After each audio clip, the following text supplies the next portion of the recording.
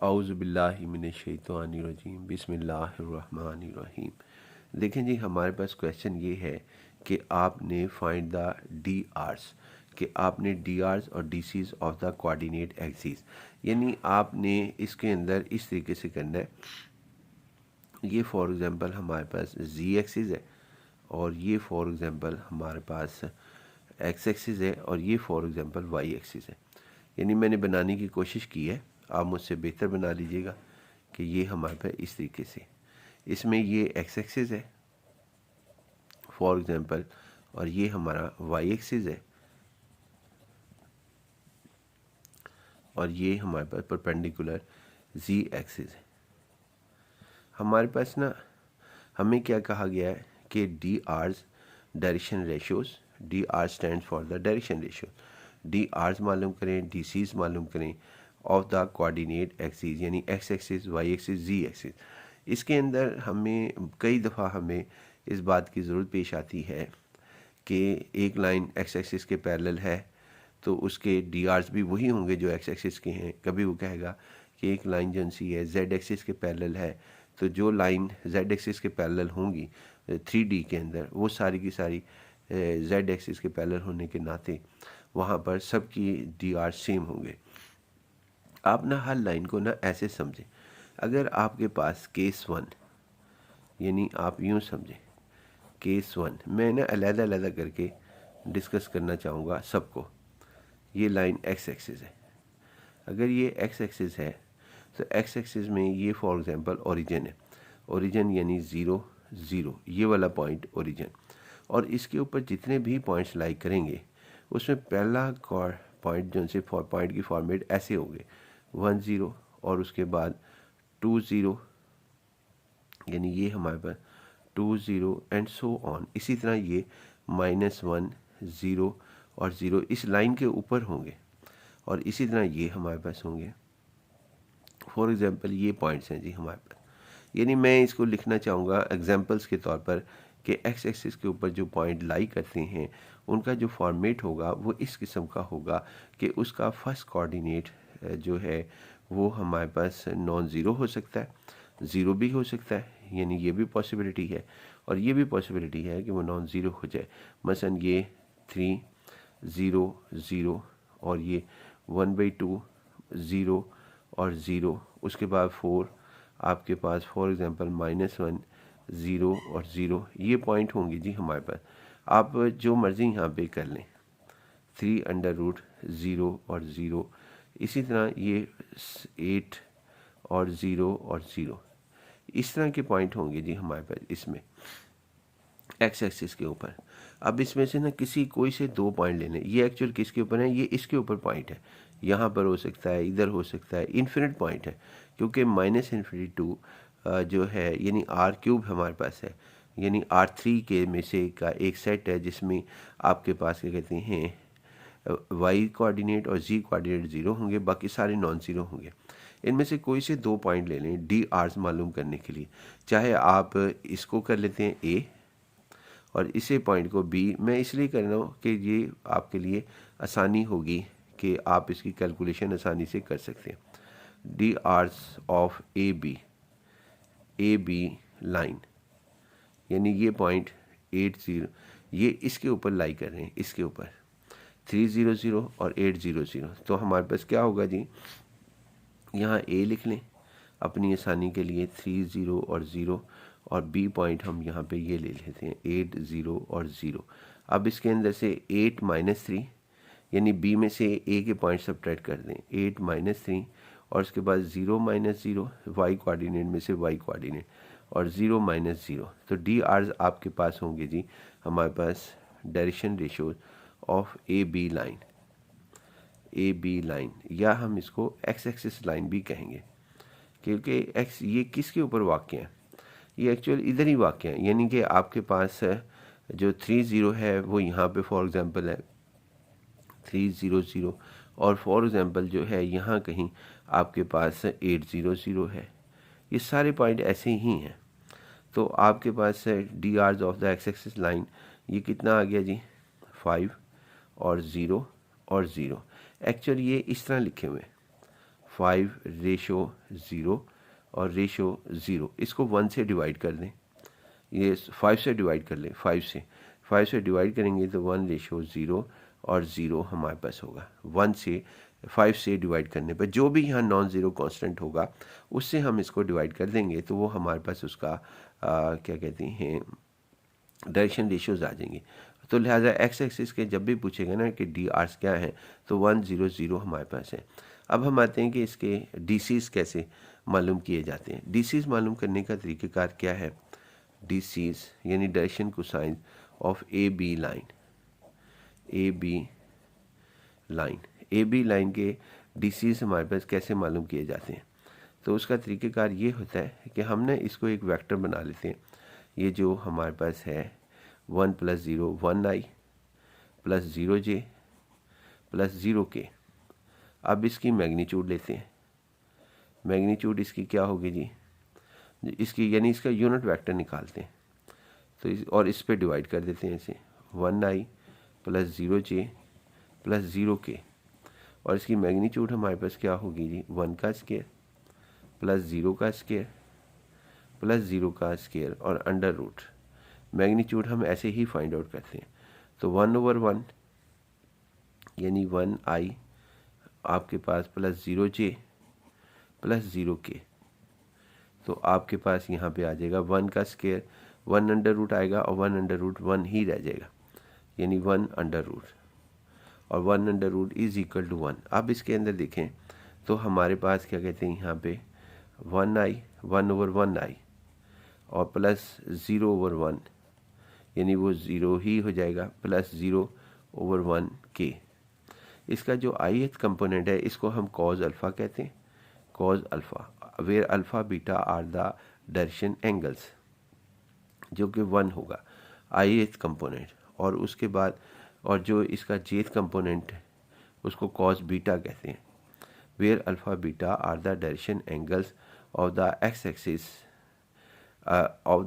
Axis ये हमारे पास 0 of the X where alpha is the direction angles along the x axis of the x axis। दोबारा मैं बताना चाहूँगा where alpha beta r and gamma are the direction angles of the x axis along the x axis y axis z axis। उसके बाद ये हमारे पास है cos gamma यानी j kth कंपोनेंट वो भी 0 है। अब अल्फ़ा यानी डायरेक्शन एंगल्स क्या होंगे ये भी एक सवाल लिख लें कि फाइंड द डायरेक्शन एंगल्स। मैं अभी आपके सामने यहाँ पे लिख देता हूँ डायरेक्शन एंगल्स। इसका व्यू ये है जी आपके सामने। Find the direction angles, find the DRs DCs direction angles. Alpha अब इसको हम इस तरफ ले लेते हैं cos इनवर्स 1। तो अल्फ़ा जो होगा वो आपके पास cos इनवर्स 1 0 होगा और इसके अंदर आपके पास बीटा यानी कि cos इनवर्स 0। तो बीटा एंगल जो होगा यानी y एक्सिस के साथ x एक्सिस का एंगल 90 डिग्री होगा ये हमारे पास होगा यानी ये cos इनवर्स 0 इसके इक्वलेंट होता है। फिर गैमा का मतलब हमारे पास ये है, ये डायरेक्शन एंगल्स भी हम फाइंड आउट कर रहे हैं। cos इनवर्स 0 यानी गैमा मीन्स वो एंगल x एक्सिस का जो z एक्सिस के साथ बनता है वो भी π/2 होगा। तो लिहाजा इसके DRs और DCs जो से हैं वो फाइंड आउट हो गए। सिमिलरली हम बाकियों के फाइंड आउट करते हैं, वो भी हम कर लेते हैं ज़रा जल्दी के साथ ऑन द रिकॉर्ड, हालांकि ये डिस्कशन हमारी हो गई है। ये समझे y एक्सिस है, y एक्सिस के ऊपर हमारे पास इन्फिनिट पॉइंट पड़े हुए हैं, ओरिजिन भी पड़ा हुआ है ये 0 0 और उसके अलावा इसके अंदर एक पॉइंट हम ले लेते हैं। इसके अंदर से जो एक सिमेट्री है वो क्या है कि इसका जो हमारे पास है 6, ये जो कोऑर्डिनेट है ना सेकंड, ये आपके पास क्या कहते हैं नॉन ज़ीरो होगा।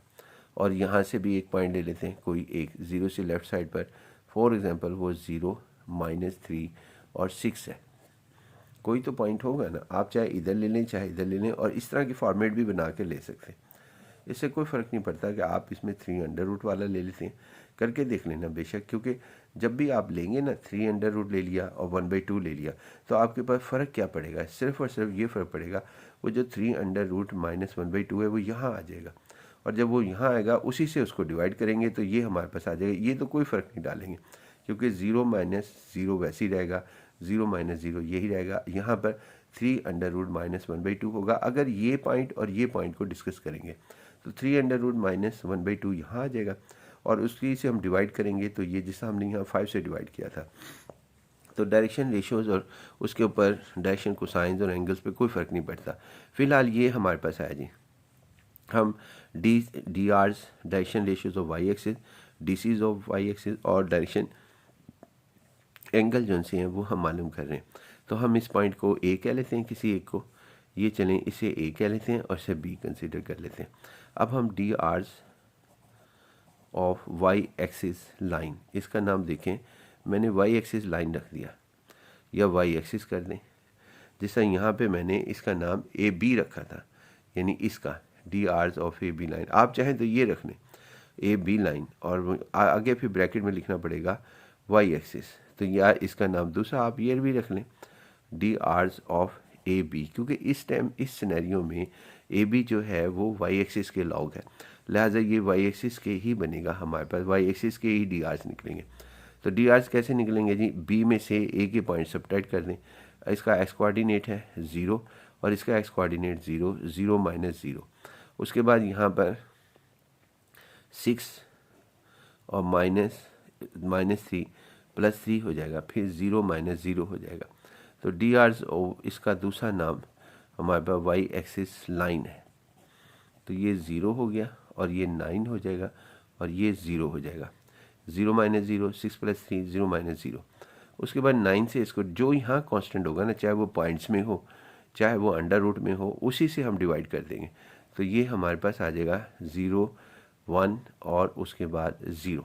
तो डी आर एक्चुअल रेशो है जो कि ऐसे लिखी जाती है, तो लिहाजा the direction ratios of the Y axis 0, 1, 0 है, जबकि direction ratios of the x axis हमारे पास वो थी 1, 0, 0, यानी ये हमारे पास थी 1, 0, 0 और ये हमारे पास 0, 1, 0 है। अब इसके डीसीज निकाल लें। डीसीज निकालने के लिए हम इसको यूँ समझेंगे कि ये एक वेक्टर बन गया, यानी 0i + 1j + 0k, ये हमारे पास हो गया जी।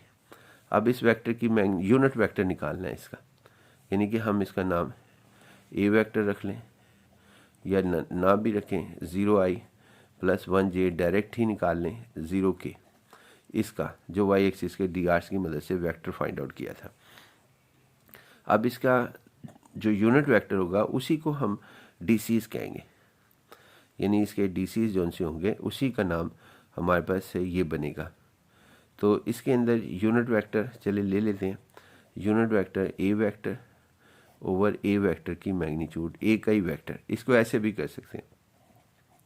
तो 0i + 1j + 1, 0k, और इसका मैग्नीट्यूड 0 का स्क्वायर, 1 का स्क्वायर, 0 का स्क्वायर और अंडर रूट, तो ये आ जाएगा 0/1 i जो कि 0 ही होगा, 1/1 j जो 1 होगा हमारे पास, प्लस 0/1 k, ये हमारे पास होगा।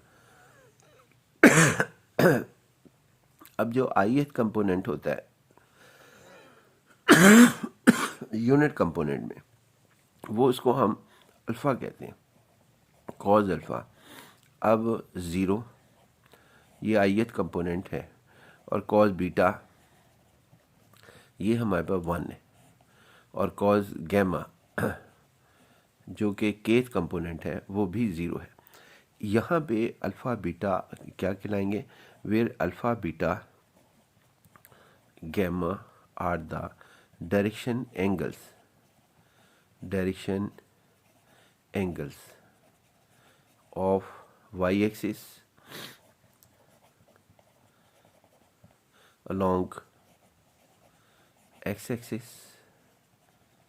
y axis, z axis respectively,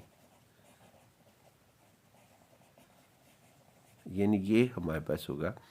तो ये डायरेक्शन एंगल है, यानी वाई एक्सिस एक्स एक्सिस के साथ जो एंगल बनाता है उसका नाम अल्फ़ा है, और वाई एक्सिस जो वाई एक्सिस के साथ यानी अपने साथ जो एंगल बनाता है उसका जो एंगल है वो बीटा है, और गैमा